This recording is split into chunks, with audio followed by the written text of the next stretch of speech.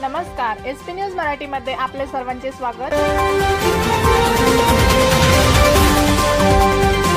आणि गारपिटीमुळे शेतकऱ्यांचं झालेलं नुकसान त्याचा संपूर्ण आढावा घेण्यात आला आणि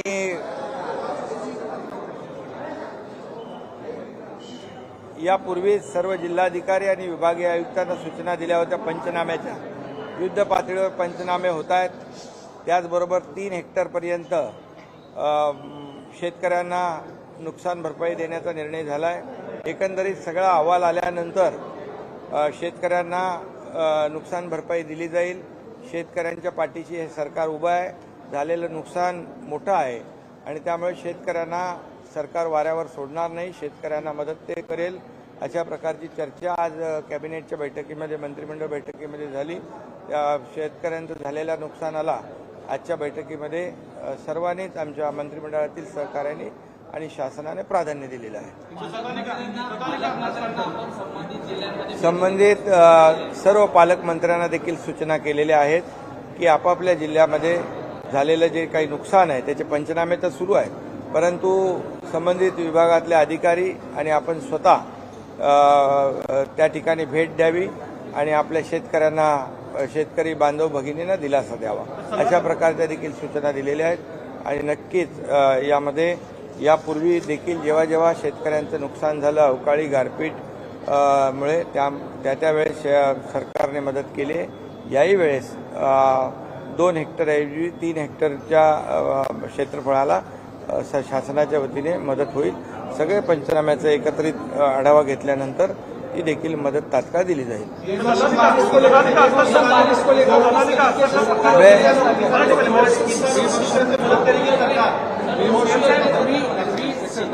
मदतीची भाषा करता आहे, गटाकडून वारंवार आपल्यावर खालच्या भाषेत टीका केली जाते आहे आणि आता तर गुन्हा देखील दाखल केला गेलेला आहे। वारंवार खालच्या भाषेतली टीका आपण किती वेळ सहन करणार? मी माझं काम करतो, सरकार म्हणून लोकांच्या हिताचे निर्णय घेण्याचं काम आम्ही करतो। ते संस्कृती बाळासाहेबांचे विसरलेत, बाळासाहेबांची शिकवण विसरलेत आणि त्यांना त्यांच्या पायाखालची वाळू सरकली आहे आणि त्यामुळे त्यांचा एक कल्ली कार्यक्रम आहे आरोप करणं, खालच्या पातळीवर जी भाषा वापरणं ही आमच्या संस्कृतीमध्ये नाही। आणि या महाराष्ट्रातली जनता सुज्ञ आहे, महाराष्ट्राला एक संस्कृती आहे, परंपरा आहे आणि मी कालही म्हणालो होतो, जे घरात बसून काम करत होते, फेसबुक लाईव्हवरून काम करत होते, त्यांनी माझ्यासारख्या मुख्यमंत्री कार्यकर्त्याला अशा प्रकारचं शिकवण देणं, शिकवणं हे मला वाटतं। आणि म्हणूनच मी सांगतो या महाराष्ट्रातली जनता सुज्ञ आहे। त्यांच्या बाबतीमध्ये खुद्द शरद पवार साहेबांनी देखील आपल्या पुस्तकामध्ये कार्यपद्धतीबद्दल लिहिलेलं आहे। त्यामुळे मी जास्त बोलू इच्छित नाही, एवढंच मी सांगू इच्छितो की हे सरकार काम करणारं आहे, शेतकऱ्यांच्या पाठीशी उभं राहणारं आहे, घोषणा करून फसवणारं नाही। मागच्या सरकारमध्ये मागच्या मुख्यमंत्र्यांनी केलेल्या घोषणा या आम्ही शेतकऱ्यांना जे रेग्युलर कर्जफेड करत होते 50,000 इन्सेंटिव्ह देण्याचा जो निर्णय मागच्या सरकारने घेतला, पण पैसे देण्याचं काम आम्ही केलं। 2 हेक्टरचे 3 हेक्टर करण्याचा निर्णय आम्ही घेतला। NDRFच्या दुप्पट देण्याचा निर्णय आम्ही घेतला। सततच्या पावसामुळे होणारं नुकसानीमध्ये धरण्याचा निर्णय आम्ही घेतला। अशा प्रकारचे अनेक निर्णय सरकारने घेतले। 1 रुपयामध्ये पीक विमा देण्याचा निर्णय आपल्या सरकारने घेतला। त्याचबरोबर केंद्र सरकारचे मोदी साहेबांचे 6,000 रुपये वर्षाचे शेतकऱ्याला देण्याचा निर्णय जो आहे त्याच्यात 6,000 रुपये आणखी राज्याचे टाकण्याचा निर्णय आपल्या सरकारने घेतला। त्यामुळे शेतकऱ्यांच्या पाठीशी राहणारं, उभं राहणारं सरकार आमचं आहे। शेतकऱ्यांना वाऱ्यावर सोडणारं सरकार आमचं नाही। फक्त तोंडाला पानं पुसणारं सरकार नाही, ते पूर्वीचं सरकार होतं आणि हे शेतकऱ्यांना देखील माहिती आहे।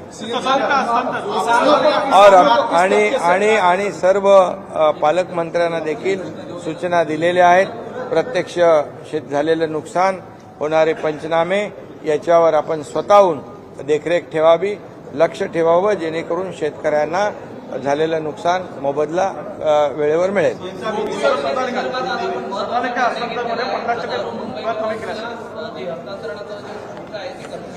हा गृहनिर्माण विभागाचा आजचा मोठा निर्णय आहे. झोपडपट्टी पुनर्विकास योजना जी आहे त्याच्यामध्ये जे आपलं हस्तांतरण शुल्क आहे त्याच्यामध्ये 50% सवलत दिलेली आहे.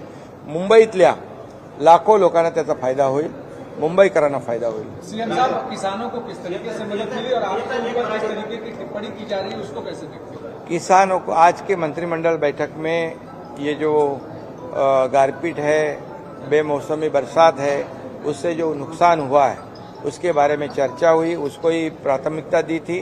और यहाँ पर आज ऑलरेडी पहले ही पंचनामे करने के आदेश दिए थे, वैसे पंचनामे हो रहे हैं और 2 हेक्टर की जगह पर 3 हेक्टर का नुकसान भरपाई देने का ही निर्णय हुआ है.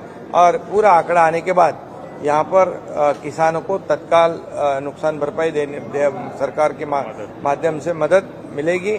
ये सरकार किसानों के पीछे खड़े रहने वाली सरकार है. जब जब ऐसे संकट में किसान आए तब तब सरकार उसके पीछे खड़ी रही है. जैसे आपने देखा है कि सिर्फ हम बोलते नहीं तो करते हैं. पिछली अभी जो बोलने वाले हैं उन्होंने वादे किए, लेकिन उसके वादे पूरे करने का काम हमारी सरकार ने किया, ये भी आपको पता है. और इसलिए किसानों के किसी भी तरह से किसानों के पीछे खड़ी सरकार रहेगी. इसके लिए 1 रुपया में पीक बीमा योजना भी हमने कर दी है. ये जो बेमौसमी बरसात हो रही है उसके बारे में पंचनामे शुरू है. जितनी भी मदद सरकार किसान को करे बिल्कुल सरकार करे. निचली स्तर की जो टिप्पणी आपके ऊपर की जा रही है, लगातार अपशब्दों के उपयोग किए जा रहे हैं, अभी उनके पास दूसरा कुछ काम है नहीं. टीका टिप्पणी करना, गाली गलौज करना, ये महाराष्ट्र की संस्कृति नहीं है. ये महाराष्ट्र को शोभा देने वाली बात नहीं. ये बाबा साहेब ठाकरे जी की शिकवण नहीं है, ये सीख नहीं है. और इसलिए उनको काम धंधा नहीं है. वो टीका टिप्पणी करेंगे, हम हमारा काम करेंगे. हम सरकार जो है लोगों के हित का निर्णय लेगा. और जो घर बैठने वाले लोग हमारे ऊपर क्या टिप्पणी करेंगे, जिनके बारे में खुद शरद पवार जी ने भी लिखा है उनकी कार्य पद्धति के बारे में, उनके बारे में मैं क्या कहूँगा. और ये जेलसी है, ये बहुत ही पैरों तली जमीन खिसक गई है. आज जो ग्राम पंचायत में जो चुनाव में जो नतीजा है उनसे उनको पता चला है कि वो कहाँ पर है.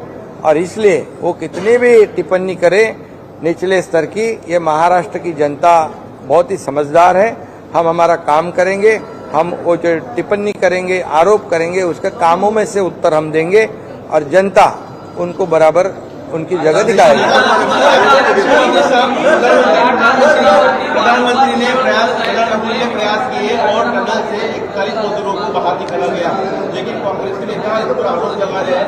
जब मजदूर फंसे थे तो राहुल गांधी पूछ रहे थे कि प्रधानमंत्री किधर है, लेकिन प्रधानमंत्री ने जब मजदूरों को निकाला तो कांग्रेस कह रही कि इसका एनडीए और बीजेपी क्रेडिट ले रही है. देखिए, ये 41 लोग ये टनल में से जिंदा बाहर निकलना, ये हमारे लिए सबके लिए खुशी की बात है. ये बहुत ही समाधान की बात है कि उनके परिवार कितने चिंता में थे. आज उनका ये इतना बड़ा जो टफ टास्क था, कठिन काम था, और ये कठिन काम डे टू डे मॉनिटर कर रहे थे हमारे आदरणीय प्रधानमंत्री जी. उनकी पूरी टीम जो है उस पर काम कर रही थी. वहाँ के मुख्यमंत्री स्वयं डे टू डे वहाँ पर देख रहे थे. हमारे उस विभाग के मंत्री गडकरी साहब वो भी खुद उसके ऊपर ध्यान दे रहे थे. और इसलिए अभी सौभाग्य से सबके मदद से एक कलेक्टिव सबके एफर्ट से ये बहुत ही सुखरूप बाहर आए हैं और उनकी जिंदगी बच गई है. इसके लिए सबको धन्यवाद देना चाहिए. जिन्होंने सहयोग दिया, जिन्होंने योगदान दिया, उनको सभी लोगों को धन्यवाद देना चाहिए, न कि ये क्रेडिट लेने वाली ये बात नहीं है. इतना ही मैं कहूँगा. मराठा आरक्षणासंदर्भात सध्या संभ्रम आहे. ओबीसी आणि मराठा एक वातावरण पेटलेलं आहे. अशा वेळेला कॅबिनेटमध्ये नेमकं काय झालं आणि येणाऱ्या अधिवेशनात आपण ठराव मांडणार की अध्यादेश मांडणार? सरकारची भूमिका मी वारंवार स्पष्ट केलेली आहे. सरकारची मराठा आरक्षण देण्याबाबतची भूमिका स्पष्ट आहे. ओबीसीला धक्का न लावता, ओबीसीचा आरक्षण कमी न करता, अन्य कुठल्याही समाजावर अन्याय न करता मराठा समाजाला टिकणारं, कायद्याच्या चौकटीत बसणारं आरक्षण देण्याची भूमिका सरकारची सुरुवातीपासून राहिलेली आहे. आजही तीच भूमिका आहे.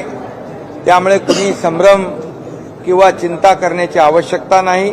ओबीसी समाजाला देखील मी हेच सांगू इच्छितो की कुठल्याही परिस्थितीमध्ये संभ्रम मनामध्ये ठेवू नका. आणि भुजबळ साहेबांचं देखील म्हणणं तेच आहे की मराठा समाजाला आरक्षण देताना ओबीसीवर अन्याय होऊ नये, ही भूमिका ज्यांची भुजबळ साहेबांची आहे ती सरकारची भूमिका आहे. आणि म्हणून तर देवेंद्र फडणवीसजी जेव्हा मुख्यमंत्री होते तेव्हा सरकारने आमच्या आरक्षण दिलं होतं. हायकोर्टाने कन्फर्म केलं, पण दुर्दैवाने सुप्रीम कोर्टामध्ये रद्द झालं. याची जबाबदारी कोणाची आहे, याला जबाबदार कोण आहे, यावर मी आता बोलू इच्छित नाही. परंतु मराठा समाजाला टिकणारं, कायद्याच्या चौकटीत बसणारं आरक्षण देण्याची जबाबदारी सरकारची आहे आणि त्याच्यावर पूर्णपणे काम सुरू आहे.